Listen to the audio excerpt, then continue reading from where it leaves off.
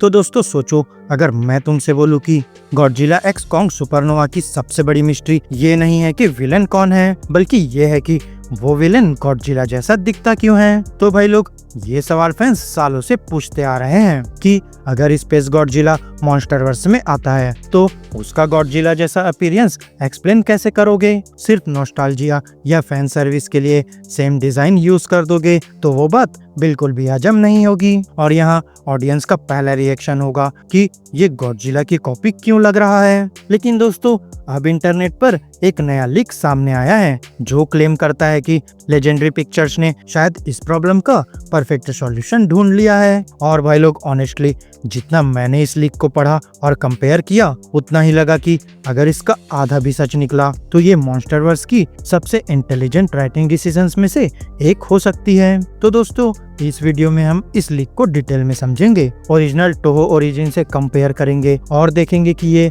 Future MonsterVerse के लिए कितना बड़ा सेटअप क्रिएट कर सकता है। वैसे दोस्तों, लीक के अकॉर्डिंग स्पेस गॉडजिला अर्थ पर डायरेक्टली वो जायंट क्रिस्टल कवर टाइटन बनकर नहीं आता जिसे हम सब जानते हैं, बल्कि दोस्तों यहाँ उसकी शुरुआत एक कम्प्लीटली अलग फॉर्म में होती है। यहाँ वो एक लिविंग क्रिस्टलाइन ऑर्गेनिज्म होता है, मतलब ना वो टाइटन है ना किसी प्लेनेट का नॉर्मल एलियन क्रिएचर, बल्कि यहाँ वो एक इंटेलिजेंट क्रिस्टल लाइफ फॉर्म है जो मिलियंस ऑफ किलोमीटर्स स्पेस में ट्रेवल करता हुआ अर्थ तक पहुँचता है। लेकिन फिर सबसे इंटरेस्टिंग बात यह है कि ये क्रिस्टल सपोजली अकेला नहीं होता, बल्कि यहाँ लीक के हिसाब से ये सिर्फ एक स्काउट है, एक एडवांस यूनिट जो किसी और बहुत बड़ी कॉस्मिक फोर्स के लिए इंफॉर्मेशन कलेक्ट कर रहा है। लेकिन दोस्तों, इस पॉइंट पर हम थोड़ी देर बाद वापस आएंगे, क्योंकि वही थ्योरी पूरे मॉन्स्टरवर्स का फ्यूचर कम्प्लीटली बदल सकती है। तो दोस्तों, अब सोचो कि इतना मिस्टीरियस ऑब्जेक्ट अर्थ पर आता है तो ऑब्वियस सी बात है कि गॉडजिला उसकी प्रेजेंस फील करेगा।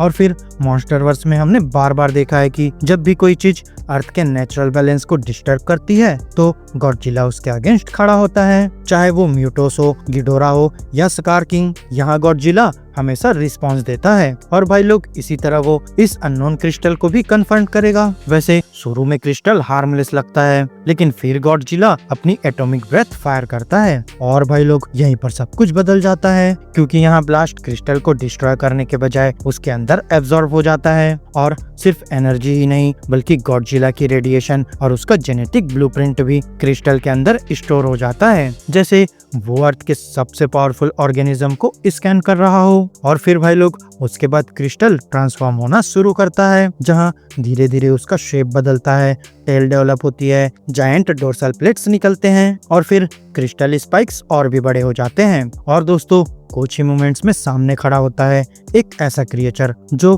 देखने में गॉडजिला जैसा लगता है, लेकिन ये उसका डार्क और करप्टेड वर्जन होता है। और भाई लोग, यही बन जाता है स्पेस गॉडजिला। वैसे दोस्तों, मुझे ये एक्सप्लेनेशन काफी स्मार्ट लगती है, क्योंकि अब स्पेस गॉडजिला सिर्फ रैंडमली गॉडजिला जैसा नहीं दिखेगा, बल्कि यहाँ उसने लिटरली गॉडजिला को कॉपी किया होगा। मतलब जिस अटैक से गॉडजिला उसे डिस्ट्रॉय करना चाहता था, यहाँ वही अटैक उसके सबसे बड़े नाइटमेयर की बर्थ बन गया। और दोस्तों, यहाँ ये कॉन्सेप्ट सिर्फ लॉजिकल ही नहीं, बल्कि इमोशनल भी काफी पावरफुल लगता है। अब अगर हम ओरिजिनल टोहो वर्जन की बात करें तो उसकी ओरिजिन स्टोरी काफी क्रेजी थी, जहां 1994 की फिल्म में एक्सप्लेनेशन ये दिया गया था कि गॉडजिला के सेल्स किसी तरह स्पेस में पहुंच गए। वहां उनका कांटेक्ट एक क्रिस्टलाइन ऑर्गेनिज्म से हुआ और फिर वो ब्लैक होल के थ्रू ट्रेवल करते हुए इमेंस कॉस्मिक एनर्जी एब्जॉर्ब करते हैं और फाइनली स्पेस गॉडजिला बन जाते हैं। और भाई लोग, सच कहूँ तो ये आइडिया उस टाइम के हिसाब से काफी यूनिक था, लेकिन मॉन्स्टरवर्स के अंदर ये उतना फिट नहीं बैठता, क्योंकि यहाँ कभी ऐसा कोई सेटअप नहीं दिया गया कि गॉडजिला का डीएनए स्पेस में गया हो। इसीलिए दोस्तों, ये नया लीक्ड कॉन्सेप्ट ज्यादा बिलीवेबल फील होता है, क्योंकि इस बार गॉडजिला स्पेस तक नहीं जाता, बल्कि स्पेस खुद गॉडजिला के पास आता है। यहाँ क्रिस्टल अर्थ के स्ट्रॉन्गेस्ट टाइटन को आइडेंटिफाई करता है, उसकी पावर्स और डीएनए कॉपी करता है और फिर उसी का इवॉल्व वर्जन बनकर सामने आ जाता है। दोस्तों, यहाँ ये ओरिजिनल कॉन्सेप्ट को रिस्पेक्ट भी करता है और मॉन्स्टरवर्स के रूल्स के अंदर नेचुरली फिट भी हो जाता है। वैसे इस लीक की सबसे अच्छी बात यह है कि ये यहाँ ऑडियंस के सबसे ऑब्वियस क्वेश्चन का आंसर भी दे देता है, क्योंकि दोस्तों अगर कोई व्यूअर पहली बार स्पेस गॉडजिला को देखेगा तो उसका पहला रिएक्शन होगा कि ये गॉडजिला जैसा क्यों लग रहा है। और इस बार जवाब सिंपल होगा कि गॉडजिला ने ही अनजाने में उसे अपनी इमेज दे दी। यहाँ हर क्रिस्टल स्पाइक, हर डोर्सल प्लेट और हर फेमिलियर फीचर की वजह से गॉडजिला खुद बन गया। और भाई लोग इसी वजह से उनके बीच की राइवलरी और भी पर्सनल फील होगी। लेकिन फिर इसी बीच एक और थ्योरी भी काफी इंटरेस्टिंग लगती है और जिसे हम इग्नोर भी नहीं कर सकते। और दोस्तों इस थ्योरी का नाम है पेंसपर्मिया, जहां रियल साइंस में भी ये हाइपोथेसिस एग्जिस्ट करती है कि लाइफ की शुरुआत शायद अर्थ पर नहीं हुई थी, तो हो सकता है माइक्रोस्कोपिक लाइफ या उसके बिल्डिंग ब्लॉक्स एस्टेरॉइड्स और कॉमेट्स के थ्रू यूनिवर्स में ट्रेवल करते हुए अर्थ तक आए हो। अब दोस्तों इमेजिन करो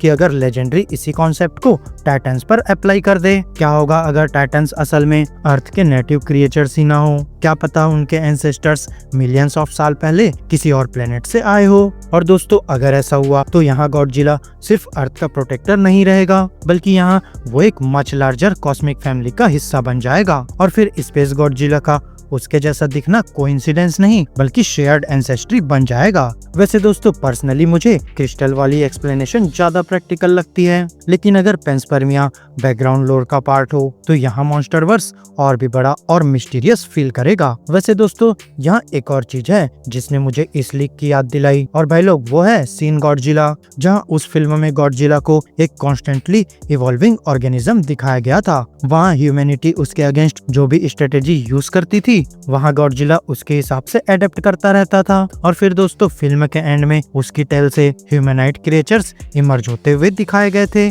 मतलब नेक्स्ट एवोल्यूशन ह्यूमन जैसी फॉर्म लेने वाली थी। और अब स्पेस गॉडजिला की लीक्ड ओरिजिन भी कुछ हद तक वही फिलोसॉफी फॉलो करती हुई लग रही है, जहां क्रिस्टल अर्थ के स्ट्रॉन्गेस्ट ऑर्गेनिज्म से मिलता है और उससे फाइट करने के बजाय उसकी फॉर्म ही अडॉप्ट कर लेता है। मतलब दोस्तों यहाँ एवोल्यूशन डिसाइड करती है कि सर्वाइवल के लिए किस शेप और किस पावर की जरूरत है। और भाई लोग इसी वजह से स्पेस गॉडजिला सिर्फ एक और मॉन्स्टर नहीं लगता, बल्कि यहाँ वो गॉडजिला का मिरर इमेज बन जाता है, एक करप्टेड रिफ्लेक्शन जो उसकी स्ट्रेंथ को उसके अगेंस्ट यूज करता है। दोस्तों अब बात करते हैं लीक के सबसे शॉकिंग पार्ट की, जहां रिपोर्ट्स के मुताबिक सुपरनोवा की एंडिंग सिर्फ स्पेस गॉडजिला की डिफीट पर खत्म नहीं होती, बल्कि यहाँ फाइनल मोमेंट्स में एक जाइगेंटिक पोर्टल ओपन होता है और उसके दूसरी तरफ कुछ ऐसा नजर आता है जो गॉडजिला से भी अनइमेजिनेबल लेवल पर बड़ा है, एक ऐसी कॉस्मिक एंटिटी जिसके सामने गॉडजिला भी छोटा लगने लगे। और भाई लोग अगर ये सच हुआ तो यहाँ क्रिस्टल ओरिजिन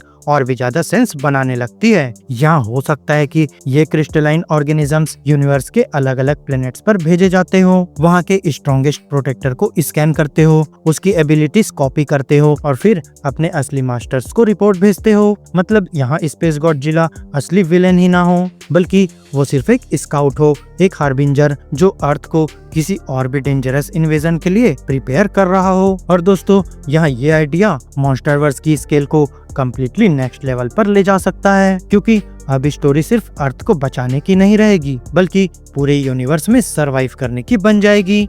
अब इमेजिन करो अगर हर प्लेनेट का स्ट्रॉन्गेस्ट क्रिएचर इसी तरह कॉपी किया गया हो, हर सिविलाइजेशन पहले एक स्काउट का सामना करती हो और उसके बाद एक्चुअल कॉस्मिक फोर्स अटैक करती हो। तो दोस्तों यहाँ ये कॉन्सेप्ट ऑनेस्टली काफी टेरिफाइंग भी है और एक्साइटिंग भी, लेकिन हाँ यहाँ एक ड्रॉबैक जरूर है। यहाँ बहुत सारे फैंस एक्सपेक्ट कर रहे थे कि फ्यूचर में किंग गिडोरा का कनेक्शन किसी बड़े एलियन सिविलाइजेशन से रिवील होगा, क्योंकि गिडोरा भी स्पेस से ही आया था। लेकिन अगर ये लीक सही निकला तो शायद गिडोरा का इन क्रिस्टल ऑर्गेनिज्म से कोई रिलेशन नहीं रहेगा, हो सकता है वो सिर्फ अपनी अलग स्पीसीज का मेंबर हो। इसका मतलब फ्यूचर में कैसर गिडोरा जैसे कॉन्सेप्ट्स इंट्रोड्यूस करना थोड़ा मुश्किल हो सकता है। लेकिन दोस्तों मॉन्स्टरवर्स ने पहले भी काफी सरप्राइजेस दिए हैं, इसलिए पॉसिबिलिटीज अभी भी खत्म नहीं हुई है। और अब सबसे बड़ा सवाल है, क्या मुझे ये लीक बिलीवेबल लगता है? तो भाई लोग ऑनेस्टली हाँ, कम से कम इसका कोर कॉन्सेप्ट तो डेफिनेटली बिलीवेबल लगता है, क्योंकि यहाँ crystal origin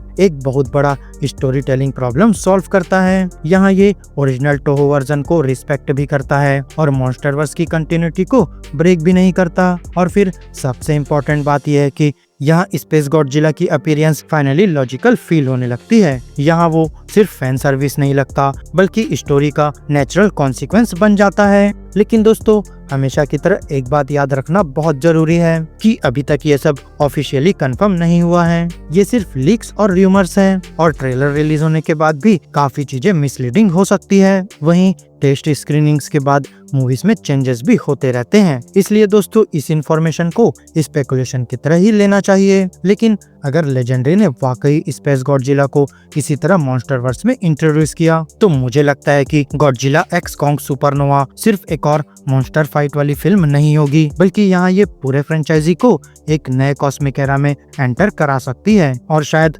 Godzilla versus Kong के बाद ये मॉन्स्टरवर्स की सबसे एम्बिशियस मूवी प्रूफ हो सकती है। अब तुम मुझे कमेंट्स में जरूर बताओ कि क्या तुम्हें ये लीक्ड ओरिजिन पसंद आई? क्या तुम ओरिजिनल टोहो वाली स्टोरी देखना चाहते थे या फिर तुम्हारे पास स्पेस गॉडजिला की कोई और थ्योरी है? और अगर वीडियो पसंद आई हो तो वीडियो को लाइक करना, चैनल को सब्सक्राइब करना और बेल आइकन जरूर प्रेस कर देना, क्योंकि आने वाले दिनों में supernova trailer breakdowns, MonsterVerse leaks और हिडन डिटेल्स पर बहुत सारे वीडियोस आने वाले हैं। तो भाई लोग अब मिलते हैं नेक्स्ट वीडियो में, तब तक के लिए स्टे लेजेंडरी।